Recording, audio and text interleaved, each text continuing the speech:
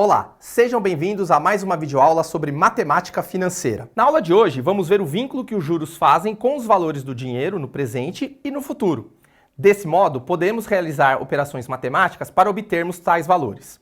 Eu sou o professor Bruno Queregatti e vou acompanhá-los nesta aula de definições de juros. Vamos lá? Bom, pessoal, o que é importante antes da gente começar a explicar o conceito de juros, né? Primeiro, é relembrar que o dinheiro perde valor ao longo do tempo.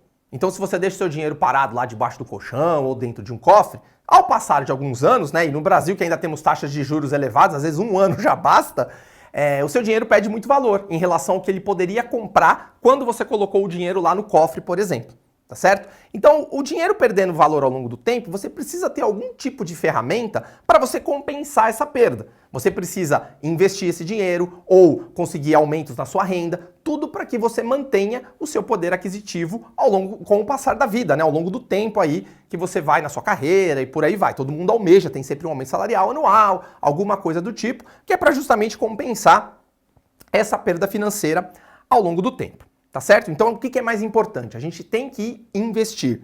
Claro, temos que vencer as nossas dívidas primeiro, eliminar qualquer dívida que possa atrapalhar o nosso orçamento, só tem aquelas dívidas fixas padrões, né? Água, luz, condomínio, por aí vai, aluguel, que seja, mas que tenha sempre uma sobra para que você possa investir, para que ela possa crescer de valor ao longo do tempo, para que você também consiga garantir seu futuro ou conquistar algum objetivo que você almeja, tá certo? E é aí que surgem os juros, né? Os juros, pessoal, ele pode ser caracterizado como um prêmio, tá? Por que ele é um prêmio? Porque, primeiramente, a gente pensa os juros na modalidade de empréstimo. Então, você vai lá no banco, está precisando de um dinheiro, você pega dinheiro emprestado para o banco e o banco vai cobrar de você um valor maior daquilo que você pegou emprestado. Então, se você pegou R$1.000 emprestado no banco, você não vai pagar R$1.000 para o banco, você vai pagar uma quantia maior, tá certo? E aí, o que acontece? Esses R$1.000 é o valor que você pegou no presente. E esse valor a mais que o banco vai receber é o valor que você vai pagar no futuro, tá certo? E aí o que vincula esse presente e esse futuro? Justamente os juros. Porque os juros vão ser exatamente a diferença do valor que você pegou emprestado em relação ao valor que você vai pagar, tá certo? E aí, então, ele é definido como um prêmio sobre uma operação financeira, seja ela um investimento ou um empréstimo. Então, eu expliquei empréstimo aqui, mas você deve estar pensando, pô, professor, mas como é que os juros entram no investimento? É que a gente está acostumado a chamar no investimento aquela parte que é nossos ganhos de rentabilidade. Ah, rendeu tantos por cento, ou rendeu R$100, rendeu R$120. O que é esse rendeu? Pensando na matemática financeira friamente, são juros também. Só que são juros que você ganhou. Porque na prática, pessoal, fazer um investimento, aplicar num fundo de investimento ou investir num CDB de um banco, na prática você está emprestando dinheiro para o banco também, tá certo? Então você fazendo esse empréstimo para o banco ou comprando títulos públicos, que é quando você empresta dinheiro para o governo, você vai receber uma remuneração por isso. O que é essa remuneração? Justamente o que a gente chama de juros. Então, para o governo, quando você está comprando título, é o quê? Juros que ele tem que pagar para você, só que você chama de rentabilidade. Mas na prática, juros também, tá certo? Então, vale tanto para investimento como para empréstimo.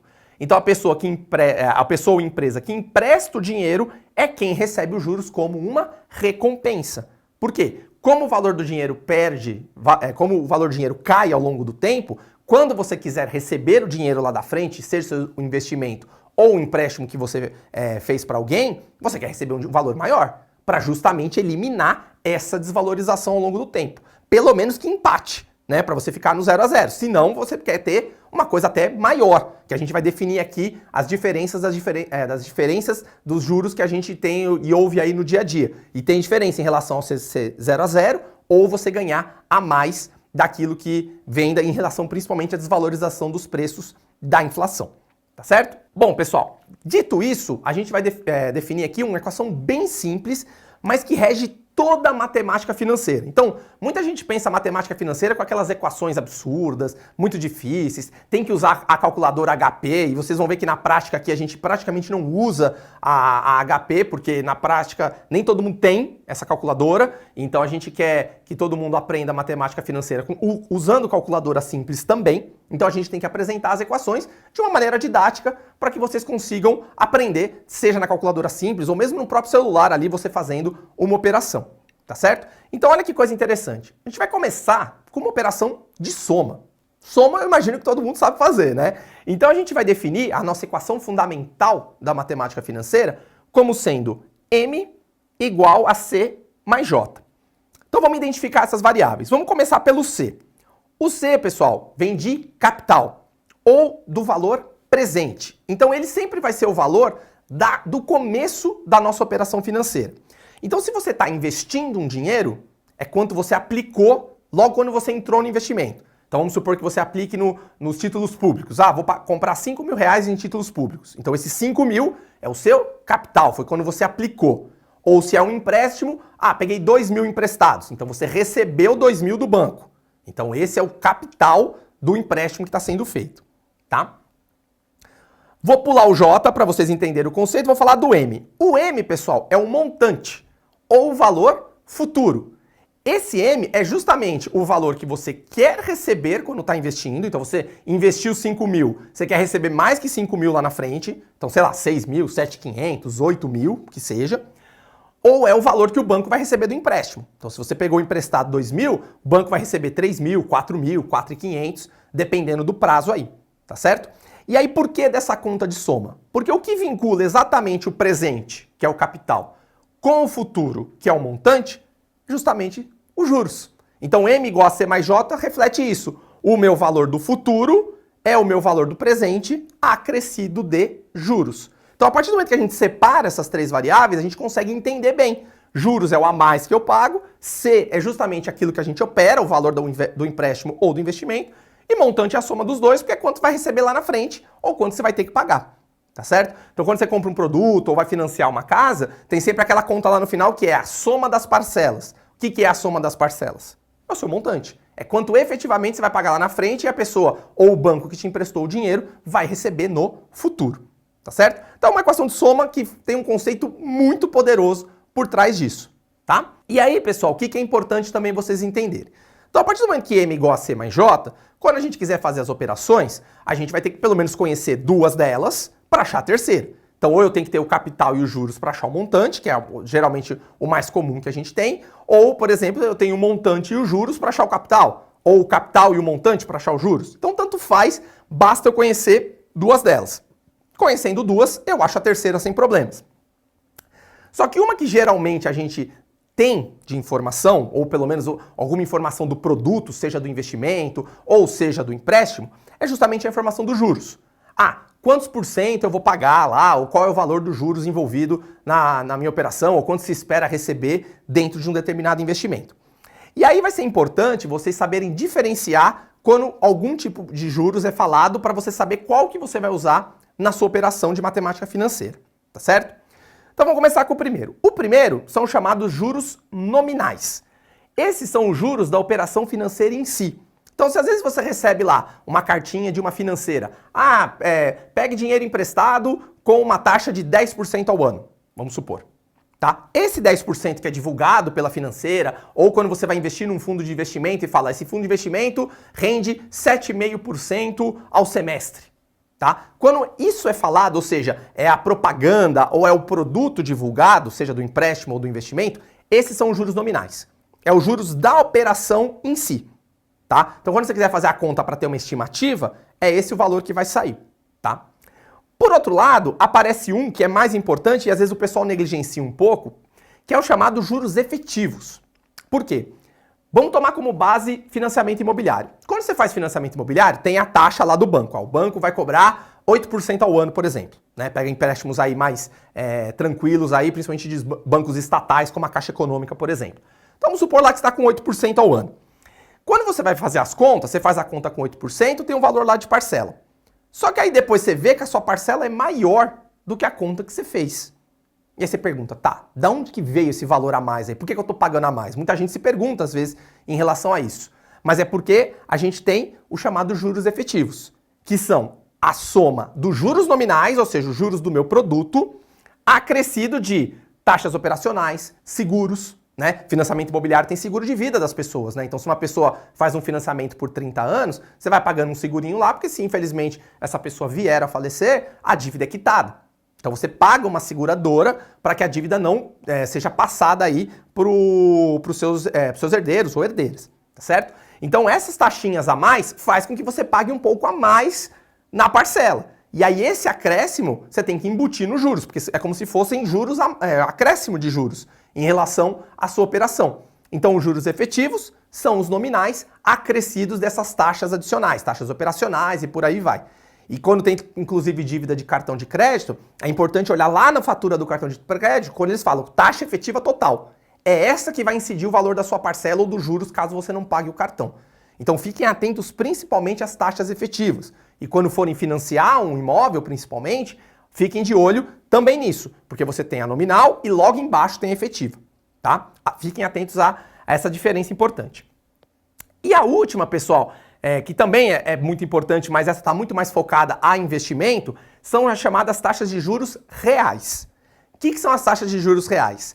É a competição entre a taxa de juro nominal e a inflação. Então, por exemplo, se você faz um investimento que vai render 10% ao ano e sua inflação é 12% no ano, o que significa? Que a taxa de juros que você investiu, o ganho de dinheiro que você teve, não superou a inflação. Então a gente diz que tem uma taxa de juros reais negativa. Então é como se, entre aspas, você tivesse perdido dinheiro, por mais que o seu valor tenha aumentado. Mas ele não aumentou o suficiente para compensar a desvalorização da inflação. Então os juros reais é justamente essa diferença. Então quando a taxa de inflação está alta, fica difícil para as pessoas também conseguir competir com investimentos que sejam muito rentáveis em relação a isso. Então a inflação alta não é bom em lugar nenhum. É bom que ela fique em patamares aí sempre nas casas de 3%, 4%, que são de países em desenvolvimento, como o Brasil, para que a gente possa ter investimentos na casa de 8%, 9%, 10%, e aí você tem uns juros reais aí na casa de 5%, 6%, ganhando esse acréscimo em relação à inflação. Porque senão as pessoas podem investir e mesmo assim não vão ganhar dinheiro, tá certo? Então tem que ficar atento também às taxas de juros reais, tá? Nominal e efetivo principalmente para empréstimo, taxa de juros reais principalmente para investimento. E aí, por fim, pessoal, antes de eu dar uma dica também de vídeo legal para vocês, para a gente encerrar essa videoaula, o que é importante falar? Os juros, naquela operação que a gente fez, M igual a C mais J, ele entra como uma unidade monetária, dinheiro. Então, se eu peguei R$1.000 emprestado e vou pagar 2.000 para o banco, eu tenho R$1.000 de juros. 1.000 do que eu peguei, mais 1.000 de juros. Então, aquela conta funciona em reais, soma de valores monetários. Porém, vocês viram até na própria aula, eu estou falando o que para vocês? Que as taxas de juros são em porcento. 10% ao ano, 15% ao ano, 2% ao mês, 0,5% ao mês, como é a poupança. Então, a gente sempre procura informar os juros através de suas taxas. Então, são porcentagens travadas em relação a algum tempo, então seja travada ao mês ou seja travada ao ano. E aí, dadas essas porcentagens, eu faço a conta para tirar o valor financeiro e aí sim fazer aquela conta do M igual a C mais J. Então, a gente vai sempre procurar representar a taxa de juros como sendo a letra minúscula I, tá? Então, toda fórmula que aparecer o índice I ou a letra I, a gente está falando de taxa de juros em porcentagem. E aí, com ela, a gente faz as contas de matemática financeira, para calcular juros, montante, capital e por aí vai, tá? Então, o J é o valor monetário dos juros e o I é o valor da taxa expresso em porcento. Ok? Bom, pessoal, para complementar aqui o conteúdo dessa aula, vou deixar como dica para vocês, e vocês vão ver um trechinho agora, a respeito de um podcast também que foi bem feito pela Suno Research. O que é a Suno? A Suno é uma empresa que procura divulgar alguns materiais sobre matemática financeira, eles falam de investimentos também, eles têm um conteúdo pago, mas também tem muita coisa gratuita. E um desses conteúdos gratuitos é justamente falar como as taxas de juros impactam nas nossas vidas. Então, às vezes você vê lá no seu jornal de sua preferência, a Selic subiu, a Selic caiu, o que isso impacta na sua vida de verdade? Porque às vezes as pessoas acham que não impacta, mas chega a afetar, sejam as pessoas mais ricas, como as pessoas mais pobres. Então, toda a população é afetada pelo aumento ou diminuição das taxas de juros. Então, é um conteúdo bem legal para vocês poderem aprender um pouquinho mais sobre isso, tá certo? É que a inflação fique na meta dos 4%. Nem para cima, nem para baixo ele quer. Ele quer que ela fique nos 4%, porque inflação, as pessoas estão negociando mais, estão consumindo mais, e assim, e por consequência, o produto está crescendo. Porque vamos supor que você é dono de uma lojinha. Você tem 10 celulares para vender. Você quer vender os seus 10 celulares por R$100. bom, você joga no home broker para vender uma ação, mas vamos colocar na prática aqui de lojinha. Você tem seus 10 celulares para vender. Se você coloca R$100 e os 10 são vendidos, você fala, pô, a próxima vez que eu tiver 10, eu vou colocar 105. Vendido de novo, você vai aumentando o preço. Porque as pessoas não possam comprar mais. Ou você começa a subir 102, mas você compra 20 celulares e os 20 também vão embora, são vendidos. Então a economia vai crescendo, a inflação também é boa. Só que o problema é quando você começa com 100, aí do nada o pãozinho que você comprava por 10 tá 20. Aí você tem que jogar o preço do celular também para 200, para conseguir compensar o pãozinho que ficou mais caro. Esse é o plano da inflação ruim. Mas eu tento manter a inflação na meta de 4%. Isso é um esforço que o Banco Central faz. Gostaram do trechinho, pessoal? Então não se esqueçam de ver esse vídeo na íntegra na nossa plataforma, tá certo? Finalizando, vou deixar uma frase para vocês que diz o quê? Que investir em conhecimento sempre rende os melhores juros. Então já parabenizo vocês desde já por estarem vendo essa videoaula. Significa que vocês estão estudando, estão gastando, entre aspas, o seu tempo adquirindo conhecimento, porque com conhecimento as pessoas conseguem ir mais longe. Então isso também não deixa de ser um investimento. Você ganha valor como ser humano, provendo desenvolvimento para a sociedade, tá certo? Chegamos ao final de mais uma videoaula sobre definição de juros. Não se esqueçam de acessar a plataforma Saiba Mais e vejo vocês em outras videoaulas. Até lá!